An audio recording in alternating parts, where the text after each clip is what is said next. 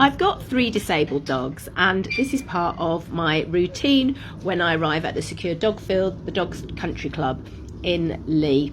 So this is me wheeling in the stroller through the mud with Maz and Bambi, who are in the stroller. That's Inca coming into shot. She's my blind dog.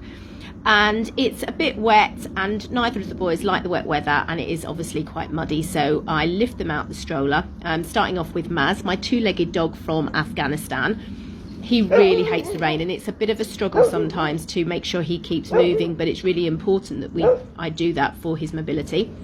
So this is his little waterproof coat he had that was from Barker & Brown's that I got him made. It keeps him lovely and warm and dry, and I tuck it over him. He hasn't got any legs at all. He hated wheels, so please don't ask me why he's not in wheels. He absolutely hated them and just wouldn't walk on them at all.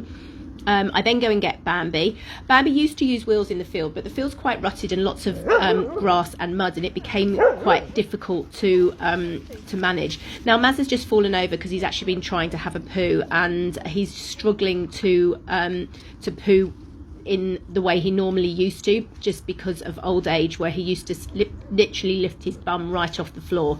So he's starting to lay down, and obviously I just remove the poo, pop it in a bag, and help him stand up. He's doing really well, and this is one of the reasons why it's so important to keep him moving so that he can maintain his muscle mass. And obviously I don't want Rowan to knock him over or injure him in his exuberance. They're really good friends and they play together quite a lot. So back to Bambi. So Bambi didn't really like his wheels in the field. It was too difficult for him to manoeuvre, and he really loves rolling in things and going in the mud.